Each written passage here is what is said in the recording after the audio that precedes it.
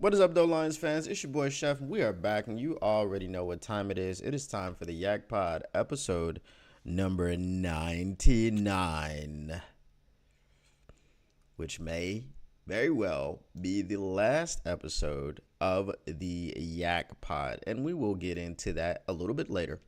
However, let's go ahead and get started. Let's welcome everybody in. John F. and Lord, what is going on? The crowd goes wild. Just a fan. Nice to see you out here again. I don't know exactly what you're talking about, but we'll get into that. Mile Marker, what is going on with you, man? Nice to see you here. Paul Thomas, of course, nice to see you. Glad that you made it out. So let's get started, man. We got some things to do. What is going on, Flex? What am I cooking for you today? Well, we've got another episode of Around the Horn, and Around the Horn is a great it's just a great hodgepodge mashup of topics that are going on around the league. It is the off season, so it can't always be all Lions all the time. I mean, obviously we're going to talk about the Lions, but we need other stuff to talk about. Let's just be real. So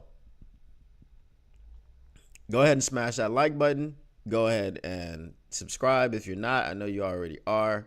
The stream may be a little bit glitchy today because we did mess with some settings, and generally when you mess with settings and stuff, just doesn't work right.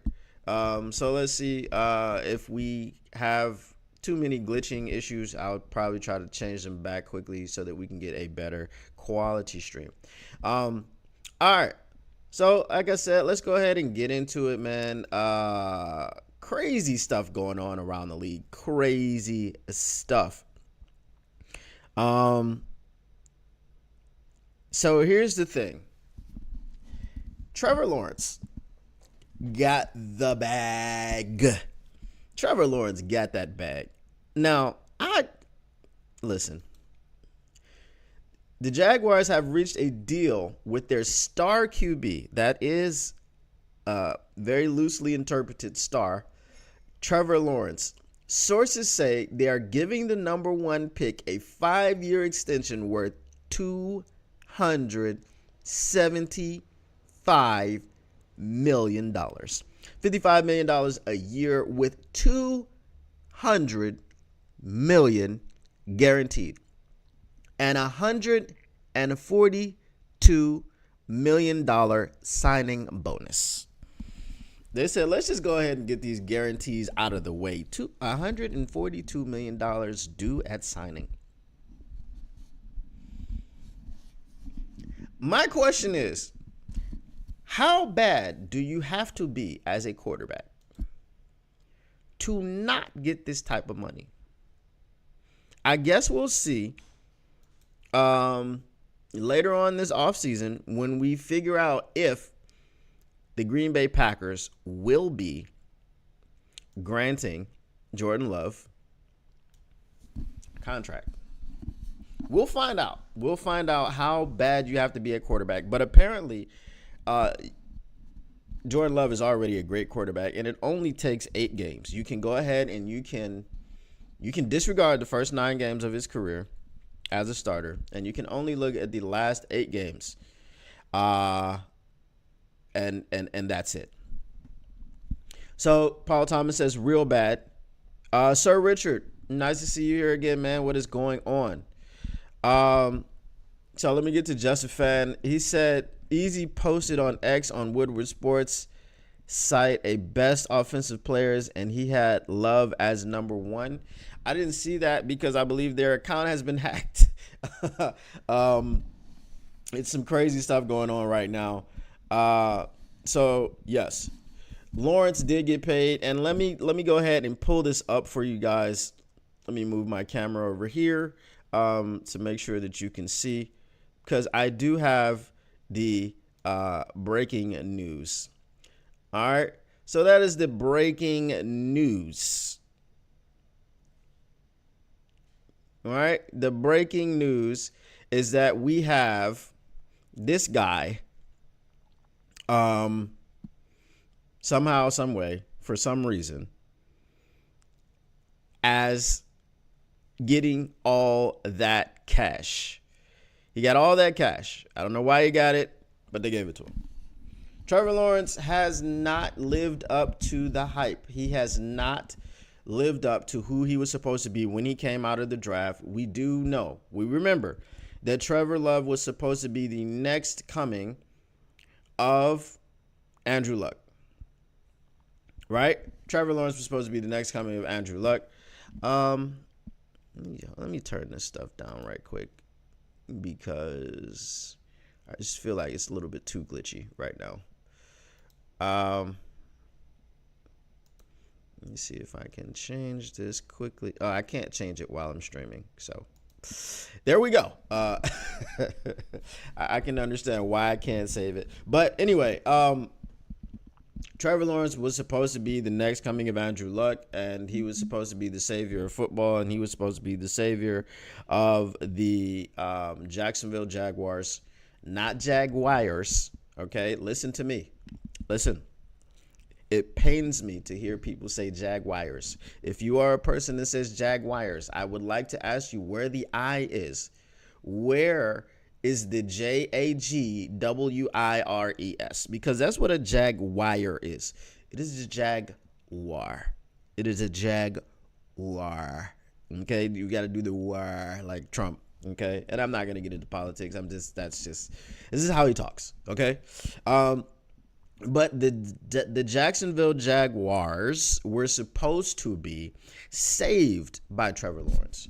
Trevor Lawrence won a playoff game in which the other team collapsed completely. Because you know what Trevor Lawrence did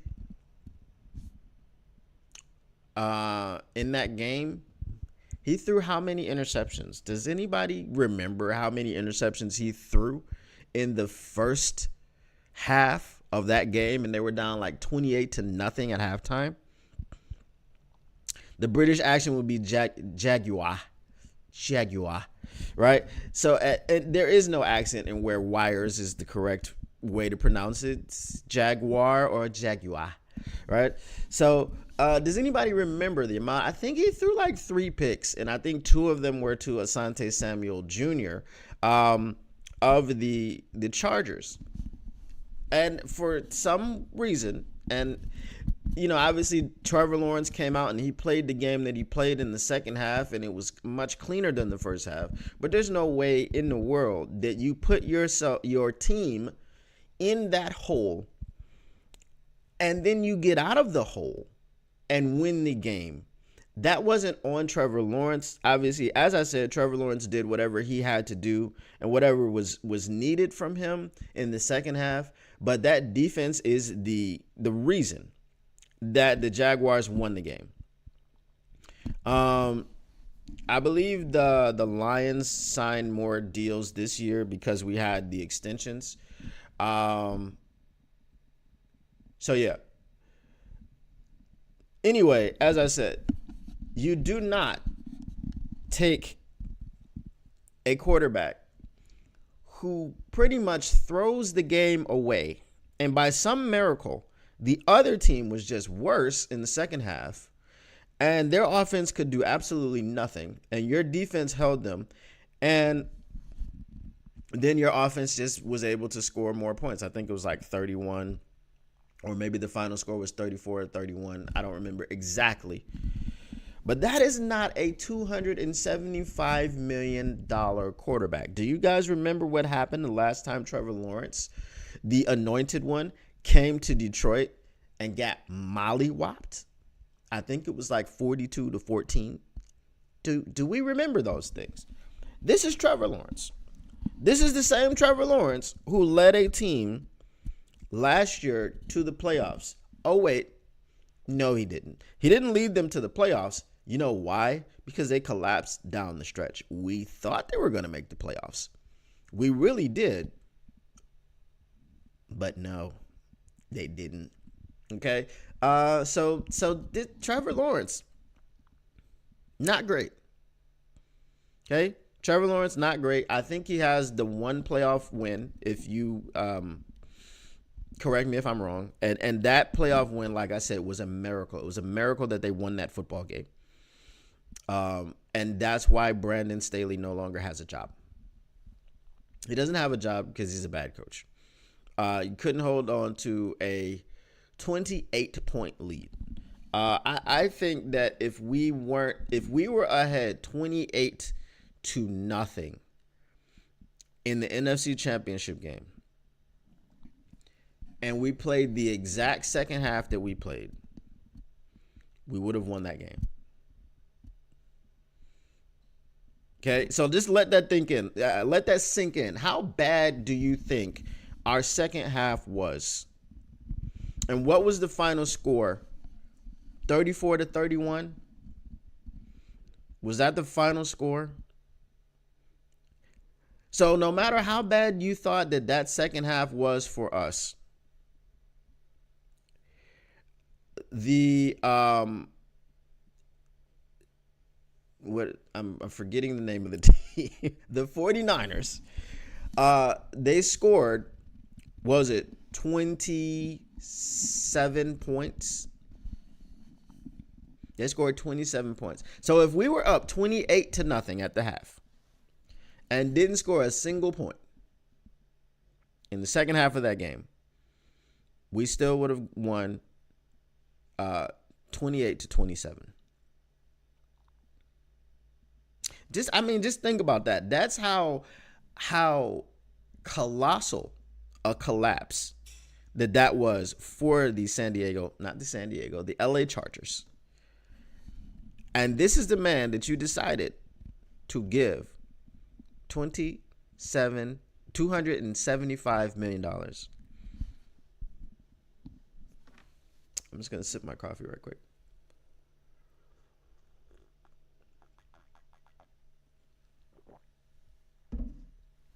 Josephine says, Lions play like crap in the second half and still almost won. Right.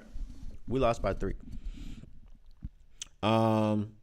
So Brandon Hallam is saying Lawrence, Josh Allen, and Olua Khan all got the bag, and Armstead. You're right. So if we dissect it, it's probably around the same number of deals.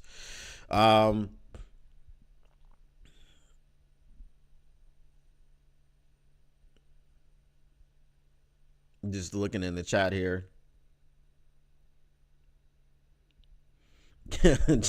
Joseph Fan says Hippie got the bag. I thought he would be a star based on his college performance. I think everyone thought he would be a star based on his college performance. And then the fact that his college performance is nowhere near what his pro performance has been. This is the thing that I don't understand. I don't understand how he got the bag. And that was why I asked the question, how bad do you have to be as a quarterback to not get the bag, to not get the extension? I am not sure. But like I said, we'll see when Jordan Love gets his deal. All right. So the next thing and around the horn that I have for you is, let me see if I can change the thing here.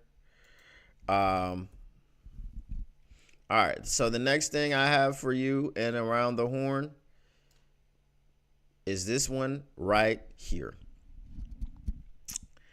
It's a picture of Josh Reynolds in his Denver Broncos jersey, smiling, saying, "You know the vibes."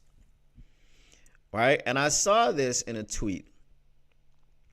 And someone was asking, is this pain for anyone?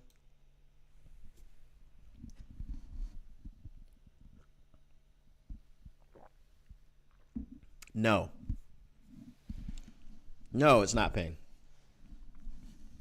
Okay? It's not pain.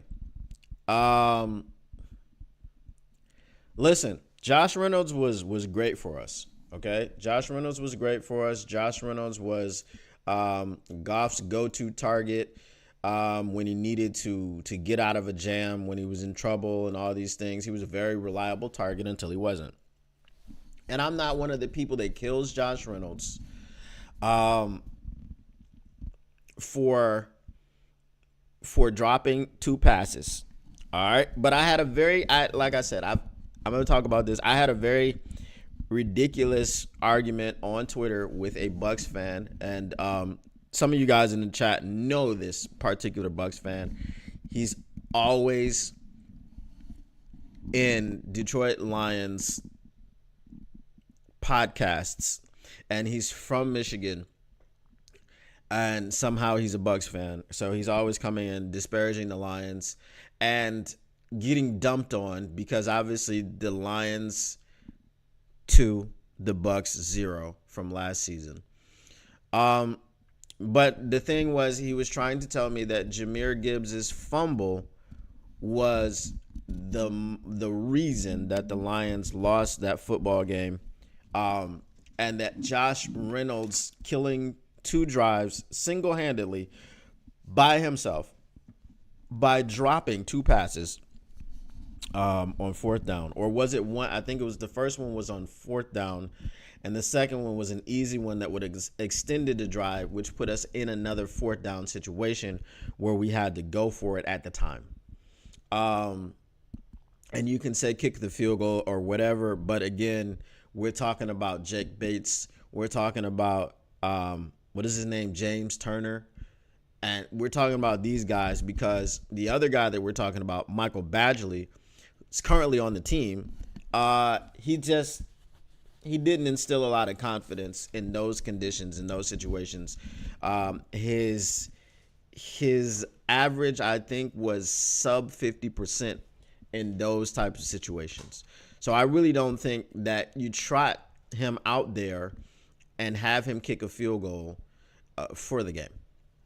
So I was 100% behind Dan Campbell's decision to go ahead and throw the football there. But yeah, so this argument was the reason that Josh Reynolds' 4th down drop wasn't as bad as Jahmyr Gibbs' fumble was because, now you guys have to get ready for this and you have to sit down,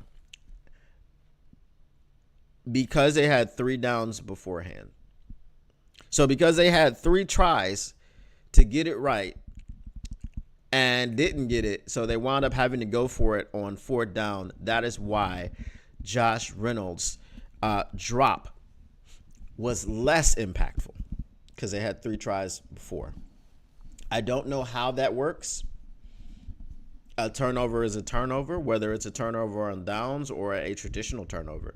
You throw an interception, it's bad. You fumble, it's bad. You don't get it on 4th down, it's bad.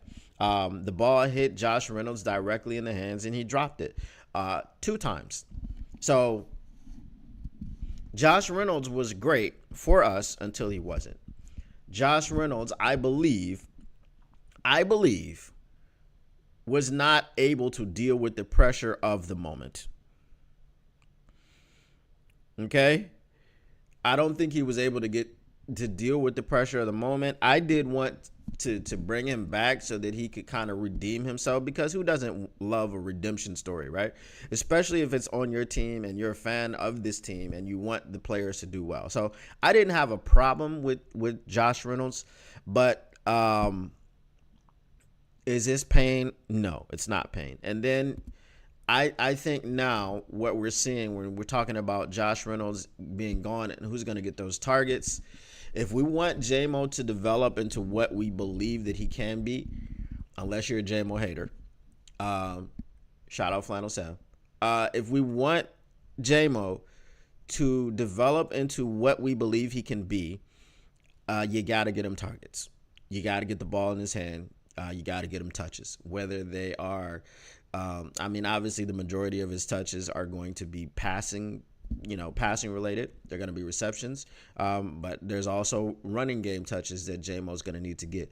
So all of that stuff that goes away, now you can divvy it up equally between Sam Laporta and J-Mo.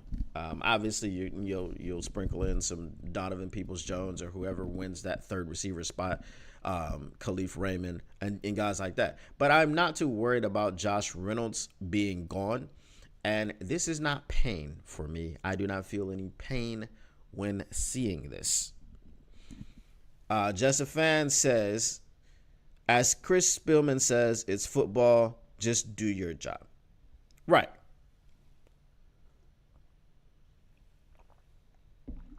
And I submit that, Jameer the Electrician Gibbs, yes, you don't fumble. But also, yes, Jameer was a rookie. And also, yes, it was a really good defensive play. Josh Reynolds had a football in his hands that he just let hit the turf. I mean, I think it was as simple as that. So just do your job. He didn't do his job on that play. Jameer Gibbs didn't do his job either as far as securing the football. But it's not all on either one of them. It's not all on Josh Reynolds. It's not all on Jameer Gibbs. Josh Reynolds and Jameer Gibbs didn't miss tackles. Josh Reynolds and Jameer Gibbs didn't allow Brock Purdy to get down the field 20 yards. Josh Reynolds and Jameer Gibbs didn't allow Brandon Ayuk to catch a football off of a face mask down the field. And again, you guys know my stance on Kindle Vildor. I'm not blaming Kindle Vildor for anything because Kindle Vildor is not the type of player that you want as your CB1 or CB2 in the NFC Championship game. All right. No shade on Kindle Vildor. Kindle Vildor, a great guy. Love to have him on the team. If I have to choose between Kindle Vildor and Will Harris, I'm choosing Kindle Vildor all day and twice on Sundays. So I don't have any problem with Kindle Vildor. I'm just kind of framing the whole situation was an entire complete team collapse. So it was offense, it was defense, not so much special teams, right? But offense and defense, they weren't able to play up to the standard that they had set for the first half. I mean, goodness gracious, we ran for like 150 yards in the first half. But I believe the biggest reason, and hear me out, the biggest reason that we lost that game, the NFC Championship game, and it was our bugaboo for the entire season, was just we did not know how to play football in the third quarter. We did not know how to play football in the third quarter. Had we just managed to score 3 points in the third quarter, had we just managed to score 7 points in the third quarter, and everything else in that half goes the same way that it went, we still win that football game. Right? But our third quarters throughout the entire year were terrible. They were god-awful. They were among the worst in the league. I think they were top 2 or top 3. Top 3 worst in the league. Our EPA, which was like expected points per something, right, was a negative 76 for the third quarters for the entire year. Right? Yeah, I think we're the second highest. The highest was the Denver Broncos, who were like a negative 112 or something like that. Something crazy, right? But once we got to the third quarter, we were going to have an excellent fourth quarter. And we weren't going to be able to make any mistakes in the third quarter because our offense just was not going to be able to cover for the mistakes that we made. So I think that is the biggest reason why we lost the NFC Championship game. I don't think it was any one player or any one situation that occurred. Mile Marcus says, I agree. The third quarter had me yelling the whole season. Just a Fan says, did you guys see the Spielman Brothers podcast on CBS? I did, in fact, see that. I talked about it a little bit yesterday. And this morning I was on the Rise and Grind morning show. Shout out Rocked On Podcast Network, which I will be becoming an official member of most likely today. And this is why the podcast will start tomorrow. All Grit Podcast. So we do know the time for the podcast tomorrow, which will be 7 p.m. Eastern. So if you're watching the Woodward Sports Heavyweights, right after you watch the heavyweights, come on over and hang out with your boy Chef. I will be on with Will Rock Jr. And listen, we will be doing a podcast type of show. So we will have a lot of topics, 5 or 6 of them. And we will not be interacting with the chat while doing those segments. But so that segment is going to run for an hour. So let's say if the show is 2 hours, which I'm not sure it will be, maybe it'll be an hour and a half. But whatever we talk about after that first hour, that's when we will have fan interaction. You know, with me, I love talking to the chat. So I don't ever want to lose that. But on Fridays, it will be like the podcast episode where you're going to take out the audio and you're going to upload that to Spotify and Apple Podcasts, wherever you get your podcasts, right? So that's what we're going to be doing for Fridays. So there won't be too much in the chat. You can talk amongst each other. And then after we finish that part, then I will get in the chat and I'll be taking questions and I'll be reacting to some of the things that you guys are talking about because the podcast requirement will be finished at that point. But yes, Justin Fan says, rock on, Chef. Appreciate you. So yeah, let's move to the third thing that we have for Around the Horn. The third thing that we have for Around the Horn is this one.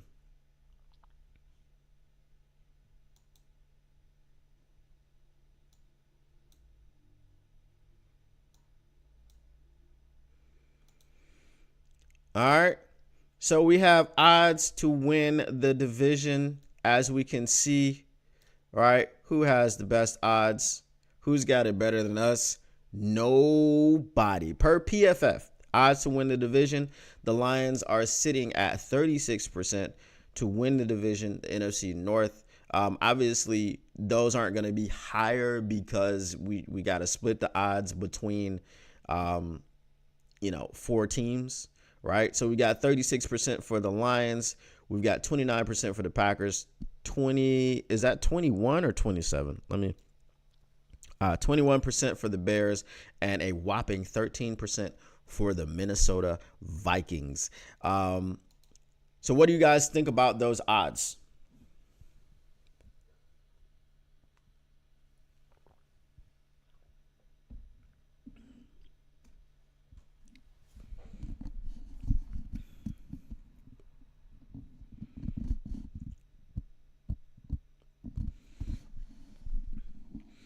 What do you think about those? So Mile Marker says, I hope you will manage some more YAK podcasts at times. So that probably won't happen. But so here's what's probably going to happen, and then I'll get back to the odds. So like we said, Sundays, Wednesdays, and Fridays, I'll be going live. During the season, there will probably be like some pop-up lives, some impromptu lives, and things of that nature. But again, Mile Marker, the All Grit podcast is going to be my podcast. All right. So I'll have guests from time to time. Will Rock will be on there from time to time. Eric will be on there from time to time. And then just guests from maybe it's coaches, maybe some publications. Maybe at one point in time, I'll have Trevor Sikkema on from PFF or whatever the case may be. If I ever do have that guy on there, I will just vehemently disagree with him. I will not sugarcoat anything. So to be clear, the All Grit podcast will be pretty much this podcast, right? Just moving to another channel. But yes, it will be me and me by myself for most of the episodes. However, Justin Fan says all grits, no eggs or bacon. Listen, When you're a Lions fan, you don't have time for all that fancy stuff. You don't have time for camel's tongue. You don't have time for escargot and yeah. You don't have time for all that. All you have time for is grit. It's all grit all the time. You don't even have time for oatmeal, to be quite honest with you. You don't have time for oatmeal or porridge, as they call it over here in Australia and the UK. You don't have time for those things. You just have time for all grit. It's all grit all the time, right? If Uncle Ben wants to make you some grits, you got time for Uncle Ben. But if Uncle Ben wants to come in with that rice, you tell him to get that rice out of here, because we don't have time for rice. We just have time for the grits. All right. So, mile marker, I hope that answers your question. Okay, you said, oh, okay, I get it. I thought it was a co-host thing only. No, it'll be me most of the time. So Will is going to be on there tomorrow night, just kind of to usher me into the network and to, just to get it going that way. But for me, gonna be me all the time, most of the time. All right.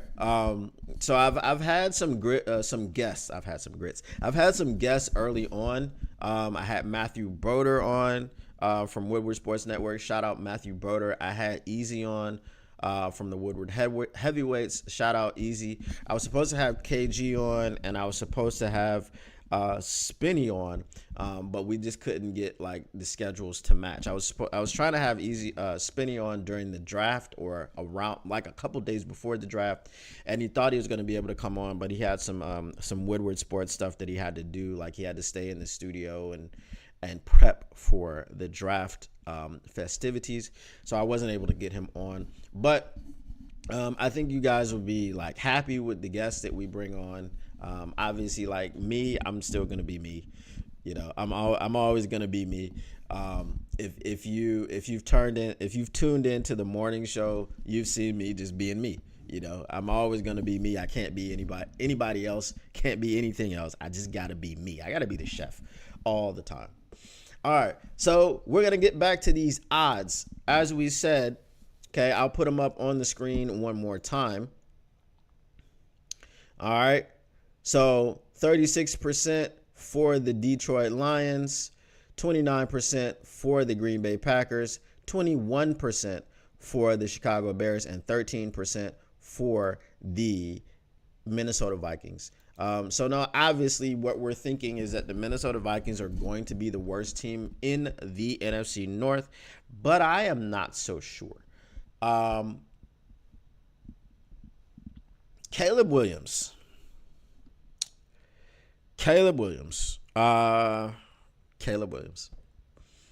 Now, Caleb Williams is coming into the league with an extreme amount of hype, and he's also coming into the league with an extreme amount of distractions because of the decisions that he has made with fashion.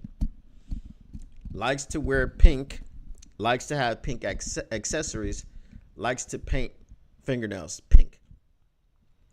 All right, now, he may play like a dog. He may put his shoulder into you and try to run you over like a little mini Cam Newton. Obviously not as successfully as Cam Newton. Cam Newton is an absolute unit. 6'5", 250 plus pounds. That man is it's not someone you want to tackle. That is a business decision, a walking business decision all day, every day. I'm not tackling that dude. It's not happening. Like, as a cornerback, I feared no quarterback, but you get a Josh Allen running down the barrel at me, you get a Cam Newton running down the barrel at me, I'm diving at feet. I'm diving at feet, and if you trip over me, you trip over me. If you step over me, you step over me. But I am not about to get run over by a quarterback. You are not about to put that on my film. So remember, there was a thing about sometimes people didn't want to try to tackle Barry Sanders in the open field because they didn't want to end up on a poster.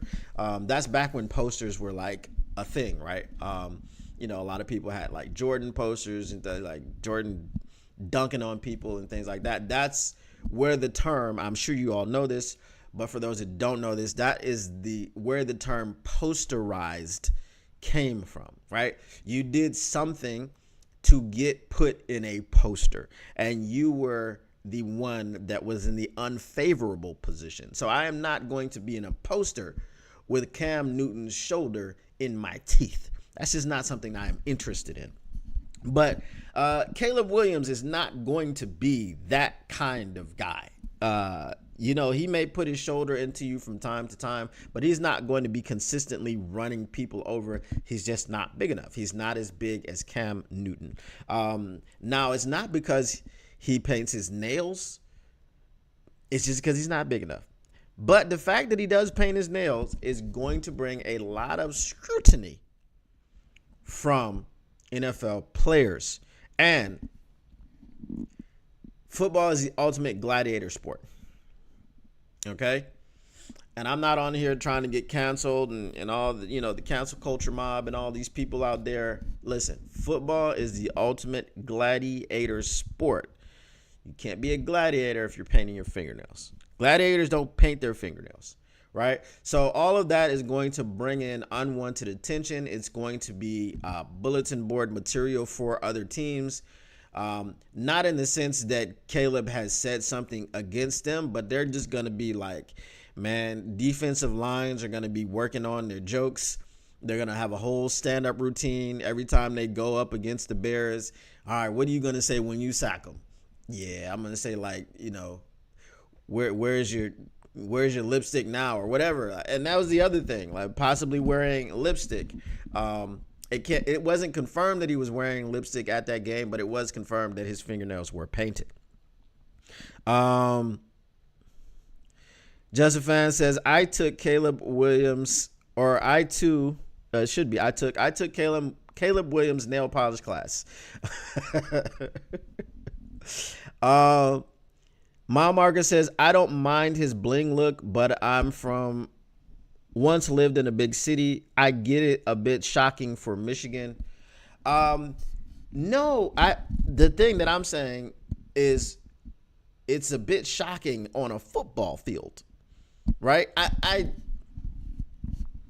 100% cannot fathom Caleb Williams coming onto an NFL football field with pink painted fingernails.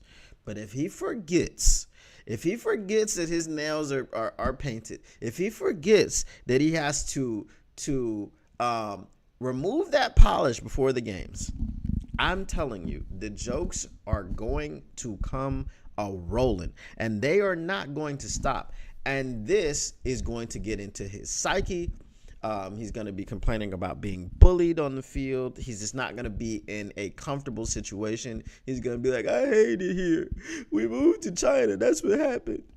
I want to go home. That's going to be Caleb Williams, right? That's going to be Caleb Williams. So I just feel like the choices that he's making, and again, everybody, I don't do it.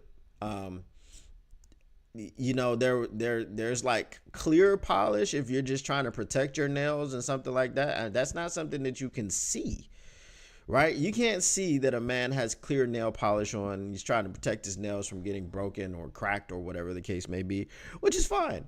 But when you just start bringing the colors out, that's typically something that women do. So if you have that going on a football field, I just don't see it.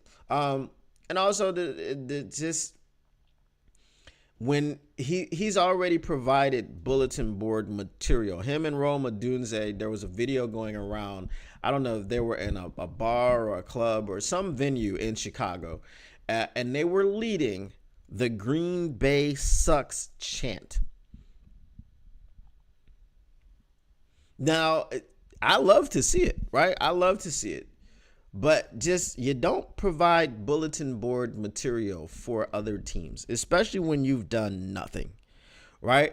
Now, just a few years ago, if someone like, let's say,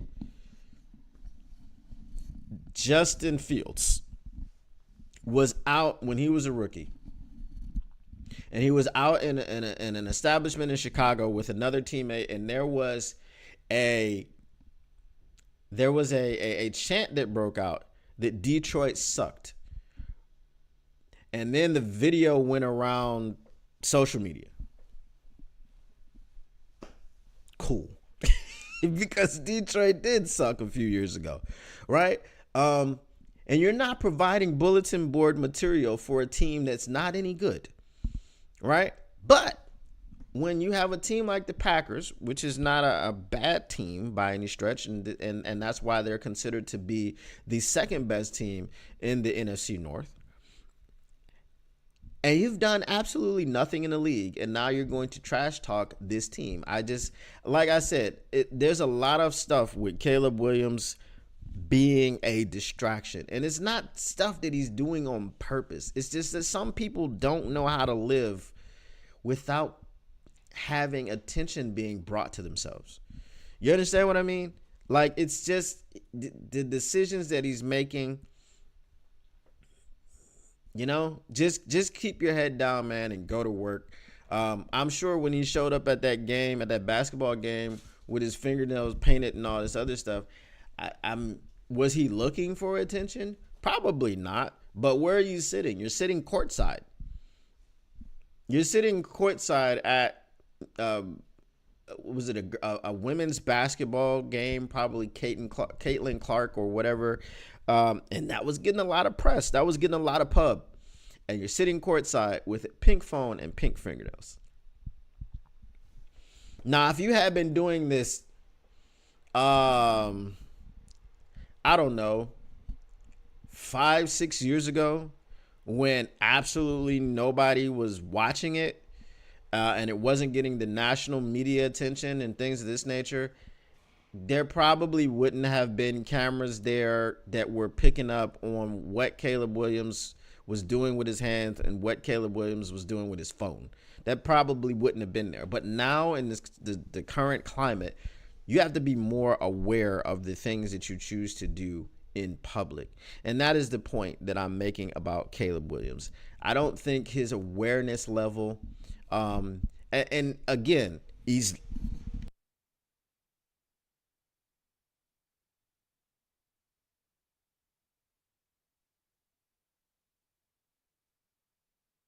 so again, he doesn't take himself too seriously. He's just out there having fun and things of this nature. But sometimes, man, as a quarterback of a football team, a professional football team in the NFL, you just have to carry yourself a certain way.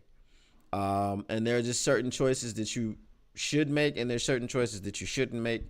And like I said, Caleb Williams is bringing a lot of off the field attention to himself. And from what I'm hearing, and from what everyone else is hearing, the on the field product isn't terribly fantastic.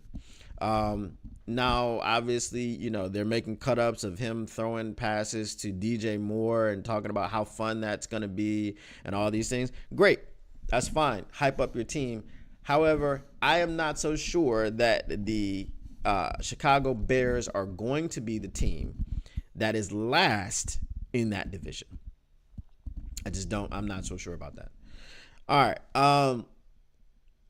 The Green Bay Packers obviously are second in the division. Just a Fan says, Paul Thomas, it's salmon. It's not salmon. It was straight up pink. It wasn't hot pink, but it definitely was not salmon. Salmon was not what was happening there. Now, the Green Bay Packers, obviously, they're the second team in the division. Now, what do you guys think? Here's a question for you guys in the chat.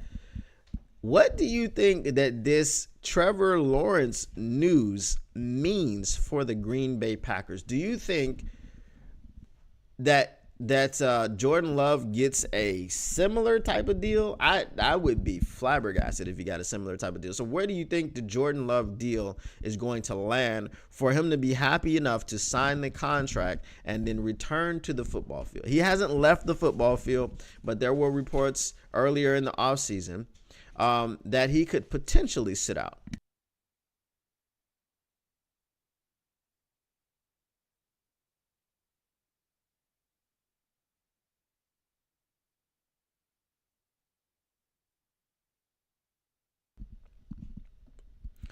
So Justin Fan says big bucks for love. Give us a prediction. What does big bucks mean for love?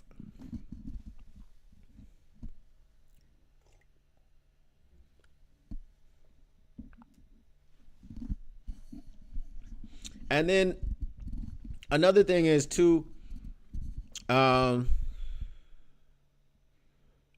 Paul Thomas says to me, it's time.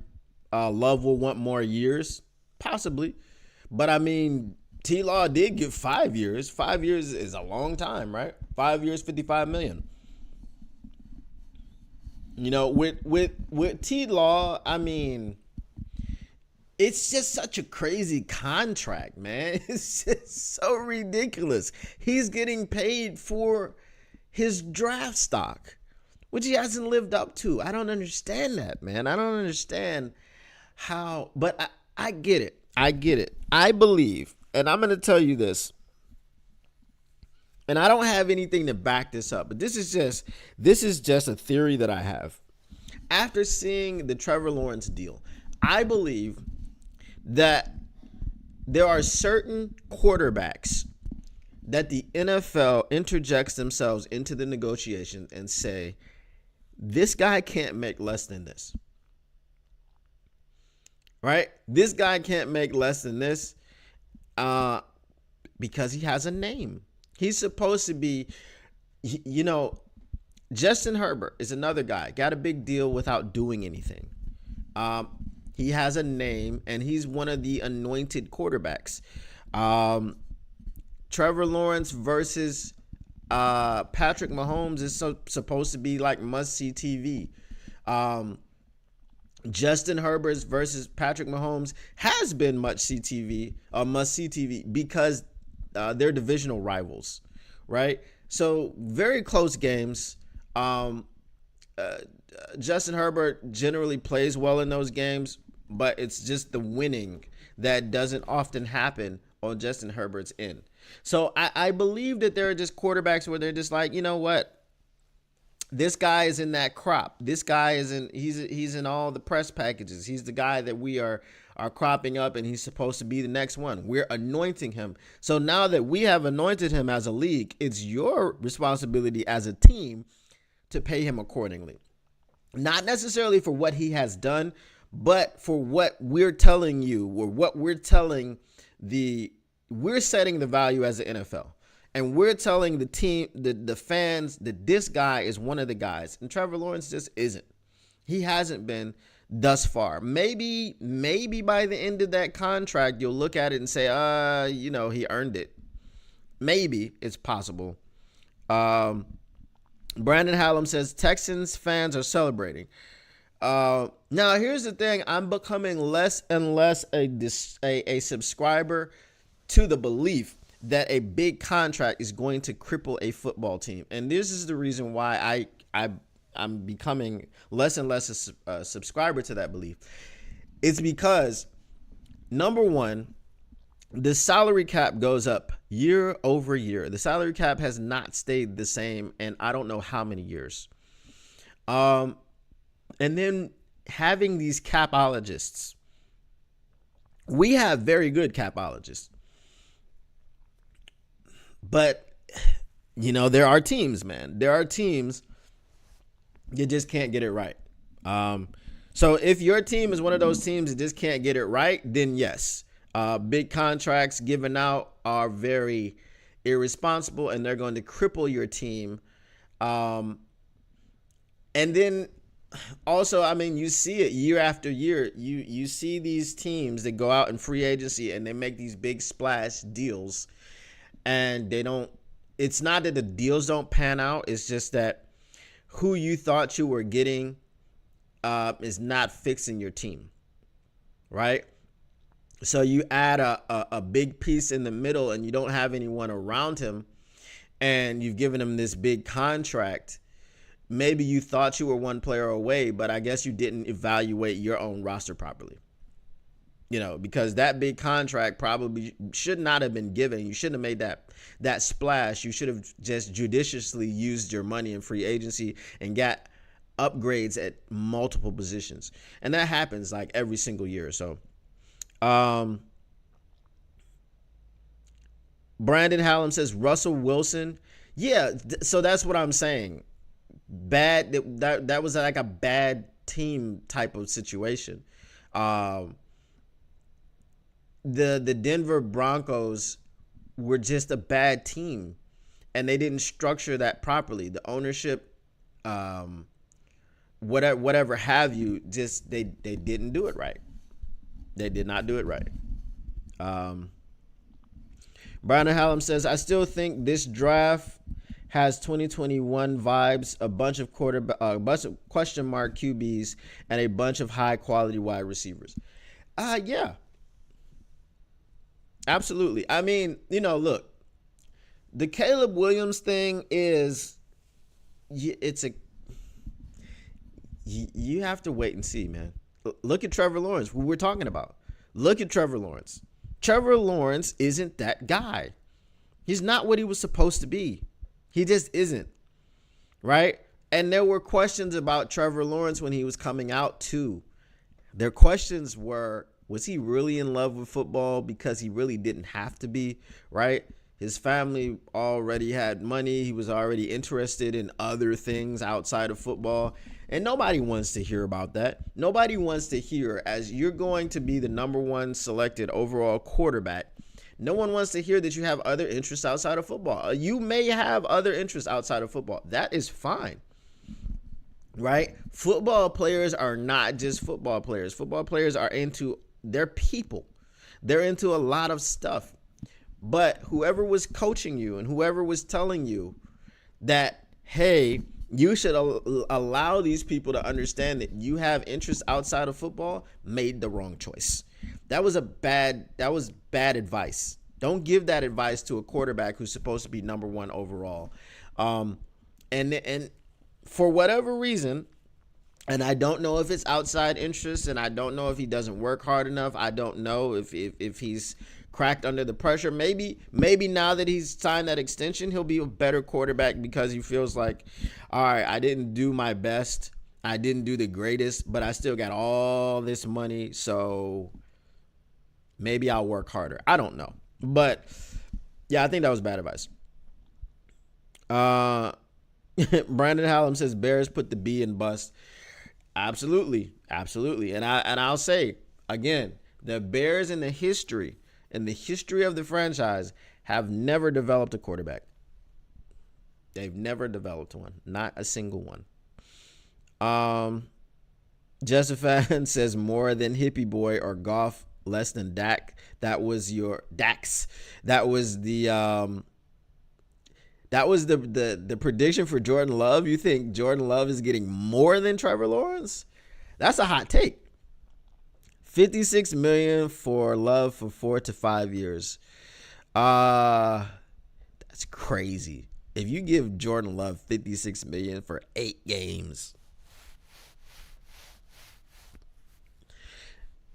Now, if they do that, if the Packers do that, then yes, then they become one of those bad teams that makes bad decisions. I see. If they do it, I'll just be baffled. Now, he may turn out to be something. He may turn out to be what people think he'll turn out to be, but I just don't understand why everyone is discounting these first 9 games. We want to talk about the young wide receivers and him not being on the same page and them running the wrong routes. We want to talk about all those things. However, look what happened against San Francisco in the playoffs. That last drive told you that Jordan Love wasn't as mature as you thought he was. When they put it on his shoulders, when he had to lead that team down with like 2 minutes left in the game, he chose not to methodically march down the field and to take time off the clock and to play situational football. He just chose to try to stick it in tight coverage, and he threw the interception that sent them home, that gave them no more hope, that closed the door completely. That's who he was. After the phenomenal 8 games that he had, when he went to the playoffs and he beat the brakes off of Dak and the Cowboys, obviously because Dak was just throwing into their team. When they played the San Francisco 49ers, Jordan Love showed you who he is under pressure. And that's not a guy that you want to pay $56 million to for 4 or 5 years. That's not a guy you want to hit your wagon to, but that's who they have in the building right now. And they just may have to pay him. He's building up that type of steam where the NFL might interject and be like, he's in that upper tier of quarterbacks. He's in that young crop of quarterbacks that we want to put on all the posters. So I don't know. Justin Fan said, yeah, he threw a stupid pick. He did. That was just, that pick was dumb. That pick was dumb. He had time. Obviously, just understanding the situation. I mean, even if you've never coached or played the game of football, if you've watched the game of football for long enough, you know that generally in those 2-minute situations, crunch time, down to the wire, last drive of the game type of situations, the defense is going to keep everything in front of them. They're going to play something called prevent, because they're trying to prevent you from scoring a touchdown where you throw the ball over the top of them and they don't have anyone back there. That's what they're trying to prevent. So if you don't understand that as a quarterback who gets paid to play in the National Football League, there's something wrong. There is something wrong. Detroit Sports Talk, welcome in. He says, I think we will have a top 8 defense.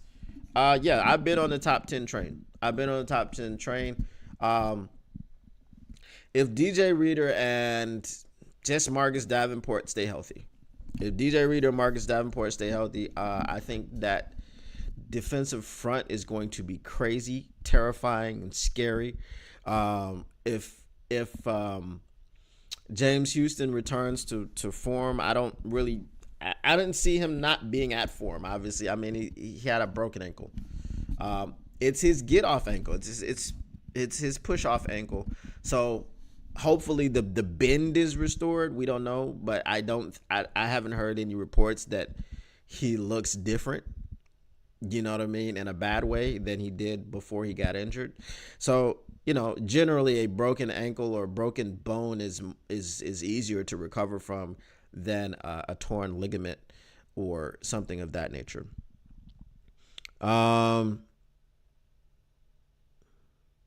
Brandon Hallam said you should be thanking Jags for taking Trayvon Walker in front of Aiden Hutchinson. Yes, thank you.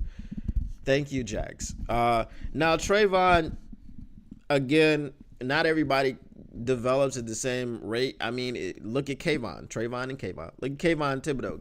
Thibodeau had a great season this past season. And obviously there was a large contingency of people that wanted Kayvon over Hutch. And then obviously Hutch had the Michigan ties and things of that nature. There's just something to be said for someone who's grown up. I used to say when I was a kid, growing up watching the Detroit Lions, that if I wouldn't even enter the draft. If I was like playing in college and was good enough to be drafted, I would not enter the draft. I would simply go and sign with the Detroit Lions as an undrafted free agent, so no one else could have the opportunity to draft me. That's what I used to say as a kid. So when you have that type of belief in playing for the team that you grew up watching, I mean, there is a higher sense of duty to that team. There's a higher sense of duty to that fan base. And Aiden Hutchinson is an extreme culture fit, right? He is a culture establisher, not just a fit. So I understand, and he's a damn good player. Like, he's super talented. So there's nothing wrong with the Aiden Hutchinson pick if you were one of those people that was on the Kayvon Thibodeau train. Detroit Sports Talk says, if Broderick and Levi help, that's even more scary. Yep, that's true. I think Broderick Martin is going to be a monster this year. Man, I just want to see him on the field. I just want to see him on the field. He has the potential to be a monster, but I just want to see what Terrell Williams is able to do with him, because he's a developmental player, and I hope he comes along very nicely. Paul Thomas says Hutch is living his dream. That is very, very true. All right, guys. Once again, just to run down what's going to be happening tomorrow night. So tomorrow night at 7 p.m. Eastern, so an hour before this usually happens, I will be on the inaugural. Not I will be on, but I will be launching the inaugural episode of the All Grit Pod. If you haven't subscribed to the channel already, you can go over after this, and it is youtube.com/at the All Grit Pod. Now that name will probably change in 2 weeks, but it won't matter if the name changes, the username changes, because obviously, when you have multiple names, because we secured the name, but it was on another channel because we had to start another channel to secure the name. So YouTube will make you wait 14 days, so you can't change it like that. So I think it was changed at the beginning of this week, so probably 10 days, and then the username will change, but that won't matter if you're already subscribed to it. So the all at / the All Grit Pod is where you can go to specifically find the channel, and go ahead and subscribe. And that's where I will be tomorrow, and that's where I will be going forward. We're looking at Sundays, Wednesdays, and Fridays where I will be going live. So during the season, obviously, recapping games, doing post-game recaps, doing pre-game breakdowns and predictions and what we think and things of that nature, and probably some impromptu lives just pop up to talk about something if we have a Monday night game or Thursday night games and things of this nature. So just look for those things. But like I said, tomorrow will be the inaugural episode of this podcast. This podcast in and of itself probably, or this channel, I don't know exactly what I'm going to do with it, but there won't be much activity on it. But like I said, the All Grit Pod will be me, right? It will be me. I will have guests on there, but I am not always having guests on there. It'll be just like this. All right. But just having a network behind me and things of this nature, to get out in front of more people and to be able to deliver some of this delicious Detroit Lions content from the kitchen, as always, just in a new location, right? Same kitchen, new location, same kitchen, just a different time.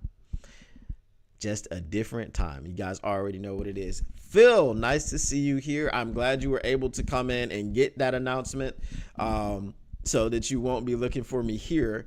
But yep, go ahead and go and subscribe now. It is at the All Grit Pod on YouTube, youtube.com/at the All Grit Pod. Go ahead and give it a subscribe.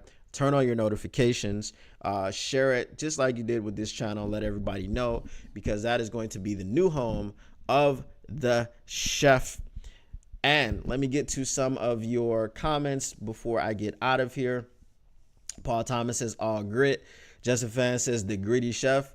I was thinking about just going out as Chef Gritty or Chef Boyardee, right? Chef Boyard Grit.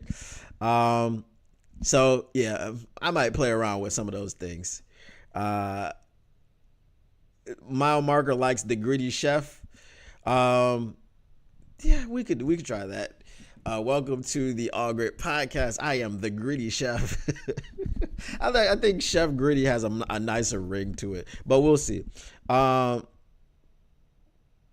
Yep, hope to see you there as well, Mile Marker. All right, guys, I'm going to go ahead and get out of here. But thank you once again, man, all of you, for all of your support, all of you hanging out with me, keeping it fun, keeping it lively. Paul Thomas like Chef Gritty. I try to tell people. It's good. But once again, immense thank yous and appreciation to all of you. I appreciate everyone hanging out, stopping through. Like, this is your time, and I hope that I am honoring your time and giving you good content and good conversation, good interaction, because that is what I aspire to do. So once again, guys, smash that like button, share, subscribe, all these things to the new channel. And we reached 99 episodes of the YAK Pod, 99 of those things. And that's something I'm proud of. And I hope you guys are proud too. But as always, until next time, peace.